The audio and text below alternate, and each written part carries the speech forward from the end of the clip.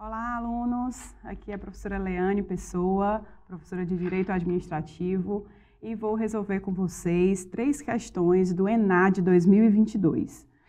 Começando pela questão número 11, uma questão que tratou de improbidade administrativa, eu vou ler o enunciado da questão e aí, em seguida, a gente faz os comentários a respeito das assertivas, tá? Uma questão objetiva.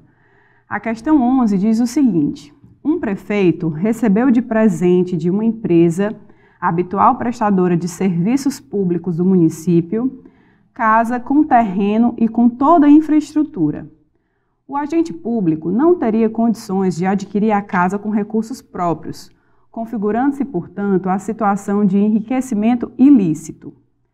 Denunciado numa ação penal, o prefeito, na condição de réu, defendeu-se alegando que, apesar de ter recebido o imóvel de amigos, não havia dado nada em troca. Na instrução processual, os proprietários da empresa doadora do imóvel relataram a prática usual de propinas em troca de favores e facilidades nos contratos com o poder público e ainda apresentaram comprovantes de depósito realizados pela empresa. Outras testemunhas ouvidas confirmaram a prática de pagamento de propinas em troca de favores. A partir da situação apresentada e das alterações introduzidas na Lei de Improbidade Administrativa, avalie as assertivas a seguir e a relação propostas entre elas. O enunciado da questão traz uma situação, que caracteriza eventual ato de improbidade administrativa por parte de um prefeito, e a questão quer que você analise as assertivas com base nas alterações introduzidas na Lei de Improbidade Administrativa. Lembrando que a Lei 14.230 foi a lei que alterou a Lei de Improbidade Administrativa, e ela trouxe algumas profundas mudanças no regime de improbidade, sobretudo na configuração da improbidade administrativa. Uma das principais mudanças foi a exigência do dolo para a configuração da improbidade. E é isso que a questão vai abordar aqui nas assertivas. A assertiva 1 diz o seguinte: para que se caracterize o ato de improbidade, deve necessariamente estar presente o dolo do agente político ou servidor nas hipóteses de enriquecimento ilícito, prejuízo ao erário ou violação aos princípios da administração pública. De fato, pessoal, a Lei 14.230, ela trouxe essa alteração para a Lei de Improbidade, exigindo o dolo, Então, nós tivemos algumas alterações no artigo 1º e em diversos outros artigos da norma, sobretudo nos artigos 9, 10 e 11, que especificam os atos de improbidade administrativa por enriquecimento ilícito, por lesão ao erário e por violação aos princípios da administração pública, exigindo o dolo expressamente no seu caput, certo? Então, a assertiva número 1, ela está correta porque configura realmente, uma das alterações promovidas pela nova Lei de Improbidade. A assertiva número 1, ela diz sobre a exigência do dolo e, em seguida, tem a palavra porquê, ou seja, a assertiva número 1, ela é justificada pela assertiva que vem em seguida, que é a assertiva número 2, que diz o seguinte: os atos lesivos ocorridos por negligência, imprudência ou imperícia podem levar a outras consequências jurídicas, não se enquadrando mais como atos de improbidade administrativa. Ou seja, o inciso 2 vai dizer que, em razão da exigência do dolo para a configuração da improbidade, os atos praticados com culpa, que são os atos praticados com negligência, imperícia e imprudência, não são mais qualificados como atos de improbidade administrativa. Essa assertiva, pessoal, também está correta. No entanto, o X da questão é o seguinte: a assertiva 1, ela está ligada à assertiva 2 por um porquê, ou seja, o 1 é justificado pelo item 2. E essa é a pegadinha da questão, Porque o item 1, que fala da exigência do dolo para a configuração da improbidade, ela não se justifica em razão dos atos de culpa não poderem levar mais à improbidade administrativa. Essa assertiva número 2 é uma consequência, né? Como consequência da alteração promovida pela lei que exigiu o dolo, nós temos que os atos praticados com culpa não vão ser mais enquadrados como improbidade e vão ser absorvidos, né, por outros ordenamentos, por outras normas do ordenamento jurídico, certo? Então, o item que vai responder essa questão é o item B, que diz o seguinte: as asserções 1 e 2 são proposições verdadeiras, mas 2 não é uma justificativa correta da 1, certo? Passando agora para a questão de número 12, nós temos uma questão que abordou também uma nova mudança nas nossas normas de direito administrativo, que trata da nova lei de licitações, a Lei 14.133 de 2021. Né? Então, nós temos aí duas questões tratando de direito administrativo com as inovações legislativas de 2021. A questão número 12 diz o seguinte: a nova lei de licitações, a Lei 14.133 de 2021, estabelece diversas mudanças no processo licitatório, tornando a compra ou a contratação de bens e serviços mais rápida e eficiente. Entre as principais mudanças, a lei define que os processos licitatórios sejam realizados por meios eletrônicos em um processo online. Além disso, promoveu a alteração nos tipos de licitação. Por meio de tais dispositivos, busca-se agilizar todo o processo de compra ou contratação de bens e serviços e fornecer mais transparência à sociedade. Bom, pessoal, esse é um texto disponível lá no portal de compras públicas, né, do governo federal, colocado aqui nessa prova do ENAD, na questão número 12, e vai exigir de vocês o conhecimento de algumas alterações promovidas por essa nova lei de licitações públicas, tá? Em seguida, a questão vai trazer um caso concreto e a partir desse caso é que a gente vai assinalar as respostas aqui nos itens A a E, certo?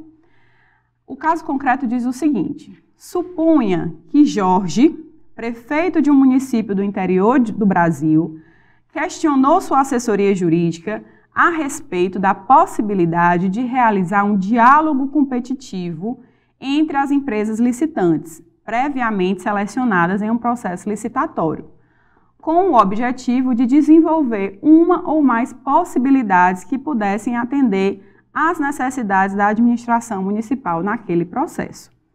A partir das informações apresentadas no texto, analise a situação hipotética e assinale a opção correta.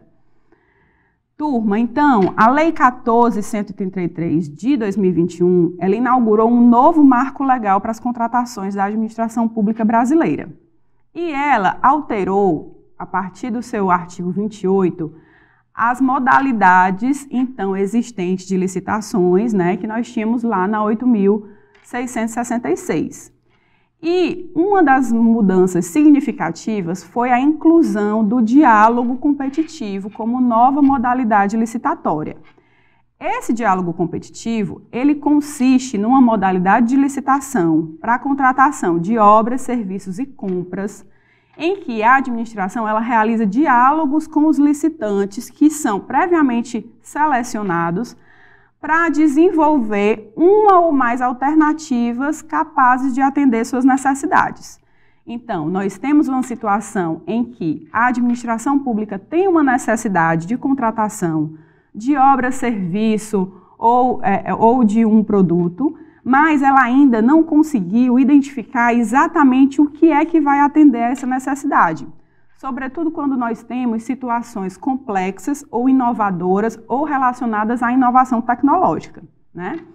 Então, ela pode se utilizar dessa nova modalidade, selecionando previamente alguns licitantes que vão participar de um processo de diálogo com a administração, né? Em uma modalidade consensual para encontrar qual produto ou serviço vai satisfazer aquela necessidade da administração pública. Então, vamos, a partir dessa lógica, né, analisar aqui os itens da questão. O item A diz o seguinte: a aplicação da modalidade de diálogo competitivo da administração pública com as empresas licitantes daria causa a subjetivismo e tratamentos diferenciados, o que comprometeria a isonomia, não sendo, portanto, aconselhada a sua realização. Esse item ele está errado, né? A modalidade do diálogo competitivo ela veio na nova lei, né, trazendo mais uma opção para a administração pública selecionar aquele produto ou serviço que seja capaz de atender a sua necessidade, e a própria lei estabeleceu um rito a ser seguido no diálogo competitivo que vai assegurar a isonomia, certo? Então esse item ele está errado. O item B vai dizer o seguinte: a adoção da modalidade de diálogo competitivo é viável para a realização de contratações integradas, que possibilita que os licitantes sejam selecionados conforme critérios subjetivos e apresentem proposta final após o encerramento dos diálogos. Pessoal, o diálogo competitivo, ele não tem por objetivo, né, selecionar licitantes, possíveis licitantes, por meio de critérios subjetivos. O próprio conceito trazido pela lei do diálogo competitivo, ele traz a necessidade de que os licitantes eles sejam selecionados por meio de critérios objetivos, né? Então, essa questão ela está errada quando ela informa que esses licitantes são selecionados a partir de critérios subjetivos. Além disso, né, a modalidade de diálogo competitivo, ela tem por objetivo proporcionar esse diálogo entre os licitantes pré-selecionados para encontrar uma solução que melhor atenda o que a administração pública está necessitando naquele momento. E a realização de contratações integradas, ela parte de uma lógica diferente, né? A contratação integrada ela é utilizada para a contratação de serviços e obras de engenharia, em que o projeto básico e o projeto executivo é também objeto da mesma contratação, junto com a obra e com o serviço de engenharia. Tá? Então, esse item, ele está errado também. O item C vai dizer o seguinte: a adoção da modalidade de diálogo competitivo é possível para a contratação de obras, serviços e compras, desde que sejam observados os critérios objetivos que devem orientar a seleção dos licitantes, os quais apresentarão proposta final após o encerramento dos diálogos. Turma, esse item aqui está correto, certo? Porque trouxe aqui a necessidade de observância de critérios objetivos para a seleção dos licitantes, né? Como eu tinha falado no item B. E, realmente, ao final desse procedimento, né, é que os licitantes apresentarão a proposta, né, ao final dos diálogos que serão mediados pela administração pública. Então, o item C é o item correto nessa questão. Vamos analisar aqui o item D e o item E para descartar, né, como itens incorretos. O item D vai dizer o seguinte: a adoção da modalidade de diálogo competitivo é possível para contratações que exijam inovação de procedimentos quando se tratar de contratação de startups, sendo os licitantes selecionados conforme critérios subjetivos, cabendo à administração pública apresentar o projeto final após o encerramento dos diálogos com os licitantes.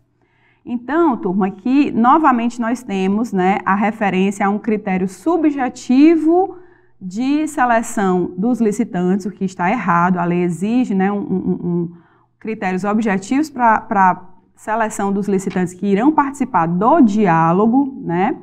E, além disso, a contratação de startups, ela é prevista na lei complementar, um procedimento de licitação específico é previsto na lei complementar 182 para a contratação de startups, certo? Então, esse item aqui, ele está incorreto. O item E vai dizer o seguinte: a adoção da modalidade de diálogo competitivo é possível para a contratação de obras, serviços e compras de caráter não comum e com valores acima de R$1 milhão, desde que seja analisada com base em critérios objetivos e o diálogo seja aberto a qualquer interessado, cabendo à administração pública apresentar o projeto final após o encerramento dos diálogos com as empresas licitantes. Pessoal, nós temos aqui também alguns erros, né, que podemos apontar para descartar esse item. a lei ela não exige esse valor mínimo para a contratação através do diálogo competitivo, né? O que a lei traz são requisitos relacionados ao cabimento do diálogo de acordo com a necessidade da administração, né? Então, nós temos o diálogo competitivo apropriado para aquelas situações complexas em que a necessidade da administração ainda não está delimitada, em que nós temos inovações tecnológicas ou inovações em produtos que a administração deseja adquirir, né? Então, esse item aqui também está errado por isso. Outro erro aqui na questão é que o diálogo competitivo, ele é aberto a o diálogo ele só vai ser aberto aos licitantes pré-selecionados, né? Então, a licitação, ela é realizada numa fase inicial para selecionar aqueles que vão participar do diálogo. Então, o diálogo vai ocorrer entre aqueles que são pré-selecionados, né, numa primeira fase. Então, o diálogo ele não vai ser aberto a qualquer interessado, certo? Então, turma, na questão 12, nós temos como opção correta o item C, que traz um conceito que se adequa ao que realmente a Lei 14.133 traz de conceito, né, e de regras para o diálogo competitivo.